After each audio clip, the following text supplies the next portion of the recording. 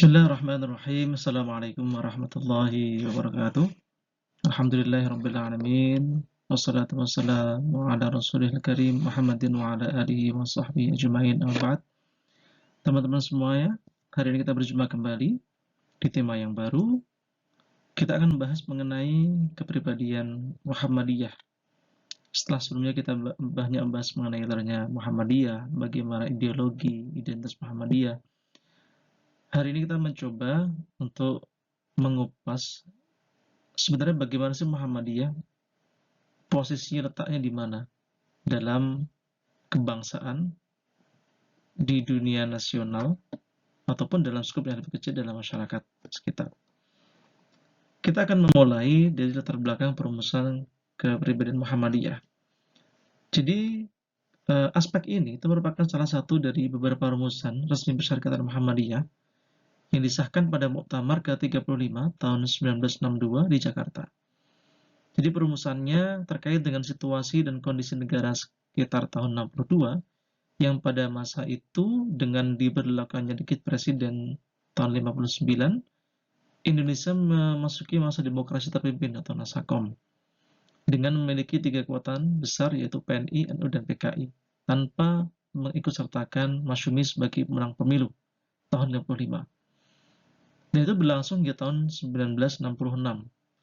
Dalam Kabinet Nasakom, ternyata PKI sangat dominan, bahkan mampu mempengaruhi dan membuat kebijakan. Presiden Soekarno ini mengikuti apa yang diinginkan oleh PKI, sehingga PNI dan NU beserta partai-partai pendukungnya berhasil dilumpuhkan kekuatannya. Ya, hal inilah kemudian menjadikan pemberontakan PRRI atau Pemerintah Revolusioner Republik Indonesia di Sumatera Barat, di mana beberapa tokoh Masyumi yang terlibat ditangkap. Ya.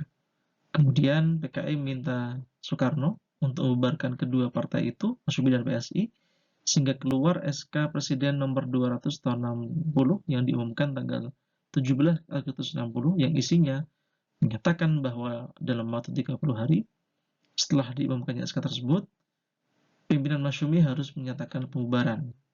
Ya, akhirnya pada tahun 60, tanggal 13 September 60, pimpinan Masyumi menyatakan partainya bubar di seluruh wilayah Republik Indonesia.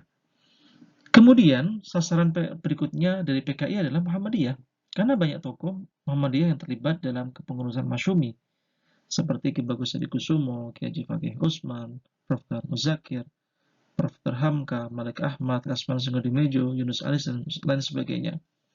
Sehingga atas dasar itu, PKI minta sekali lagi kepada Soekarno untuk membubarkan Muhammadiyah dan menyatakan Muhammadiyah sebagai organisasi terlarang. Tentu ini menjadi ancaman yang sangat serius. Ya. Nah, dengan latar belakang sejarah demikian, maka Ki Haji Fakih Usman menulis makalah dengan judul Apakah Muhammadiyah itu? Yang disampaikan dalam rapat pimpinan Muhammadiyah seluruh Indonesia pada tahun 1961 di Yogyakarta.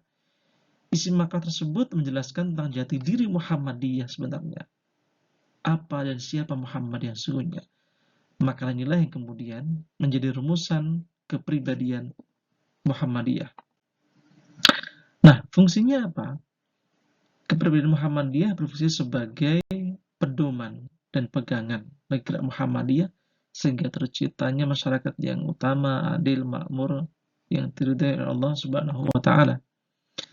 Dan isi matan kepribadian Muhammadiyah itu adalah apakah Muhammadiyah itu dasar amal usahanya apa, sifat-sifat Muhammadiyah seperti apa, ya, yang memiliki sasaran gerak sebagai dakwah amar ma'ruf nahi mungkar. Apakah dakwah itu dilakukan perseorangan atau masyarakat, ya? Apakah setiap muslim itu memiliki sifat tajdid atau pembaharuan? Apakah kepada non-muslim itu harus mengajak mereka masuk kepada Islam atau tidak? Ataukah kita bersifat toleransi?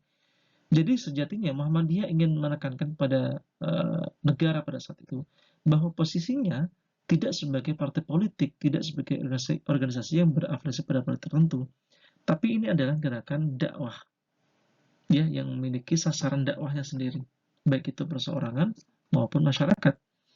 Nah, sifat dakwahnya seperti apa Muhammadiyah pada saat itu? Yang pertama adalah kepada yang muslim. Ya. Kemudian i'adah atau pemulihan kepada ibadah atau misalkan atau ihya menghidupkan. Jadi kita dakwahnya Muhammadiyah itu tidak serta-merta kemudian mengajak orang-orang non-muslim masuk kepada Islam, tidak. Justru dakwah Muhammadiyah adalah dakwah internal.